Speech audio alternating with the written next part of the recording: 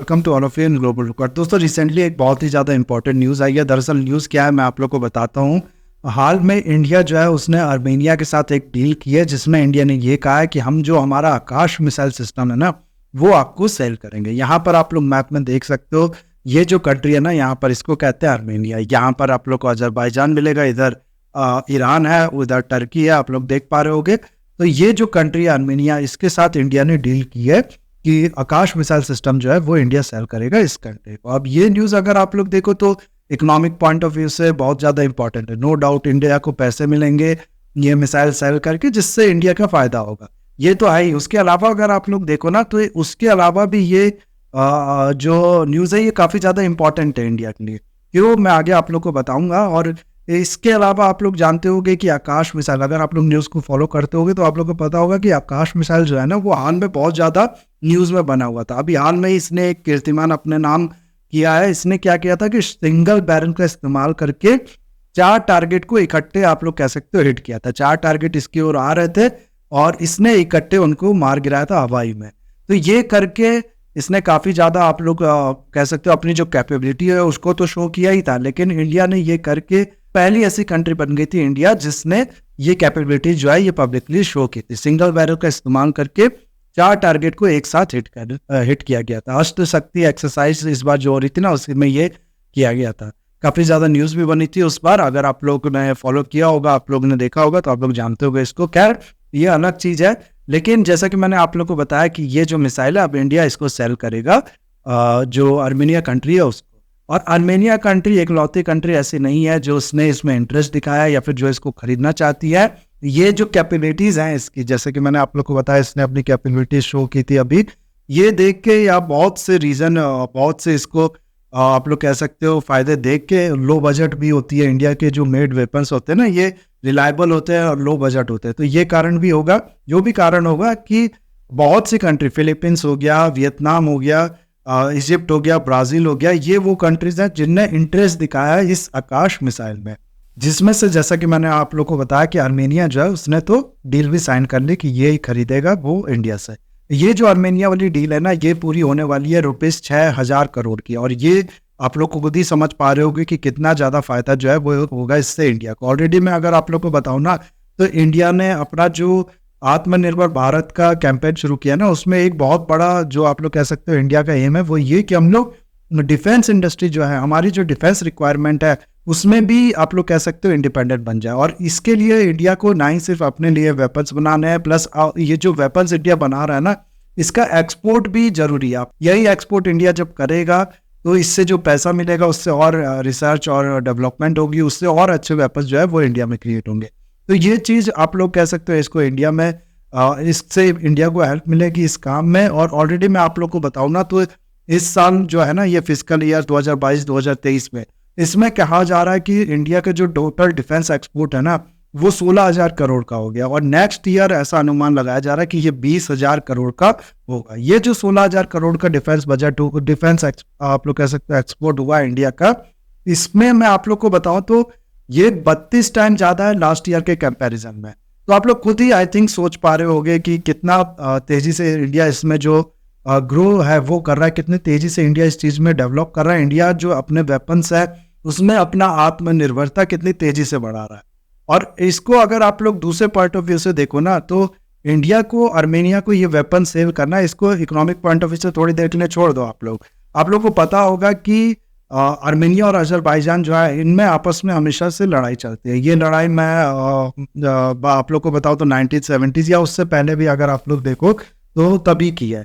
और ये लड़ाई अगर आप लोग देखो तो काफ़ी एक बड़ा इशू है इस एरिया को लेके। इसमें अगर आप लोग देखो ना, तो अजरबैजान जो है वो हमेशा सपोर्ट करता है पाकिस्तान को, और पाकिस्तान को कश्मीर वाले इशू पे हो गया या फिर इंडिया के अगेंस्ट में किसी भी तरीके से सपोर्ट करना हो गया, करता है। क्यों ये करता है? क्योंकि मुस्लिम कनेक्ट ये लोग आप लोग कह सकते हो इनको मिलता है आपस में। उसके अलावा आप लोग सुन रहे होंगे कि अजरबैजान, टर्की और पाकिस्तान जो है, इनका एक एक्सेस डेवलप हो रहा है। और ये सब मिल के इंडिया को अगेंस्ट में काफ़ी ज़्यादा आप लोग कह सकते हो एग्रेसिव स्टैंस ले रहे हैं। टर्की तो कश्मीर का इशू बहुत बार उछाल चुका है, ऐसी ऐसी जगह पे उछाल चुका है जो कि इंडिया को काफ़ी ज़्यादा गुस्सा दिला देती हैं।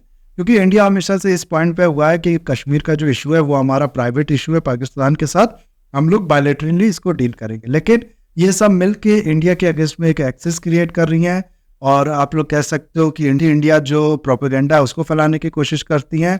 तो इसमें अगर आप लोग देखो ना, तो यहाँ पर आर्मेनिया को हेल्प करके, और इस तरफ अगर आप लोग देखो तो इजराइल हो गया और ग्रीस हो गया, इनके साथ अच्छे रिलेशन मेंटेन करके इंडिया ये जो एक्सिस है इसको टैकल करने की कोशिश कर रहा है। अब आप लोग खुद ही सोचो, इस एक्सिस में अगर चाइना भी इन्वॉल्व हो गया तो ये जो एक्सिस है कितना ज्यादा मजबूत हो जाएगा। तो इसीलिए इनको टैकल करना बहुत ज्यादा इंपॉर्टेंट है, आप लोग ऐसा कह सकते हो। तो इंडिया और टर्की के पास जाके बैठने के लिए, अपनी एक पकड़ इस एरिया में बनाने के लिए आर्मेनिया को हेल्प कर रहा है, आर्मेनिया से अच्छे रिश्ते जो है वो डेवलप कर रहा है, ताकि strategically geopolitical point of view से भी इंडिया को काफी ज्यादा फायदा मिले। अब उसके बाद अगर आप लोग कहो ना, तो टर्की का थोड़ा जो दिमाग है वो भी ठिकाने आया। टर्की ने अपना जो टोन है उसको बहुत कम किया पिछले कुछ सालों में। जिस तरीके से पहले ये कश्मीर का इशू उठाता था ना, उतना ज्यादा एग्रेसिव टोन में अब ये अपने कश्मीर का इशू नहीं उठाता है।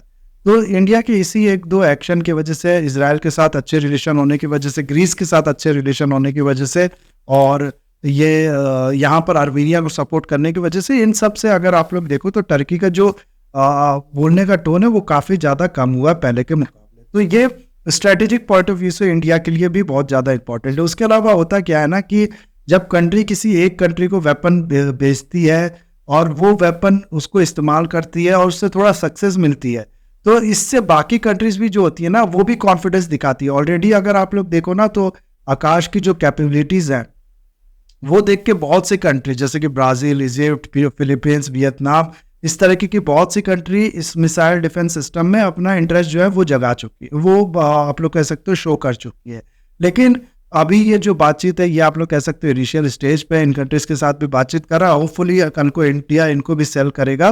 फिलीपींस को ऑलरेडी ब्रह्मोस से इंडिया ने सेल किया, आप लोग को पता होगा। और इन सब कंट्रीज को भी और कॉन्फिडेंस मिलेगा इंडिया के जो वेपन्स है वो खरीदने के लिए। इंडिया की वेपन्स की क्वालिटी ये होती है ना, कि ये कैपेबिलिटी में बहुत ज्यादा कम नहीं होते, लेकिन प्राइस में ये आप लोग कह सकते हो कि अच्छा रेंज जो है वो देते, कम प्राइस में अच्छी कैपेबिलिटीज जो होती हैं वो ये प्रोवाइड कर पाते हैं इंडियन मेड वेपन जो होते हैं।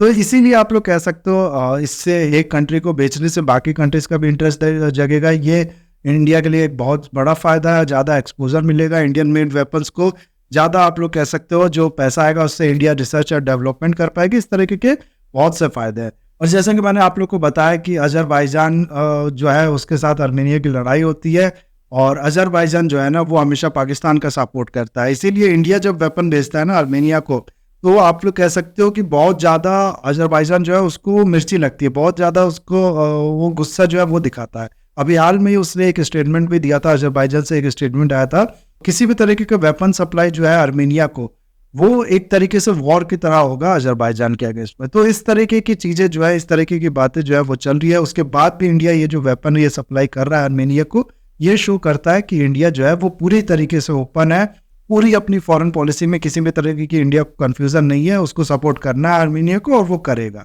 उसके बाद आ जाते हैं हमारा जो डिफेंस का एक्सपोर्ट है, हमारा जो आत्मनिर्भर भारत है और आत्मनिर्भर डिफेंस जो है, इसके पे आप लोगों को मैं बता दूं कि इंडिया का जो डिफेंस एक्सपोर्ट है ना, वो इस साल 2022-23 का जो फिस्कल ईयर है ना, इसमें ऐसा बताया जा रहा है कि 16,000 करोड़ जो है वो अचीव करके, यानी कि इतने के वेपन्स इंडिया ने बाहर भेजे। अब इसमें आप लोग को पता होगा प्रलय है, ब्रह्मोस भेजा है इंडिया ने फिलीपींस को, ATAGS है ये भी बेचा था इसको, जो आर्मेनिया है वो है, पिनाका मिसाइल डिफेंस सिस्टम है। तो इस तरीके के बहुत से आप लोग कह सकते हो जो वेपन है वो इंडिया ने बेचे हैं दुनिया भर की कंट्री को।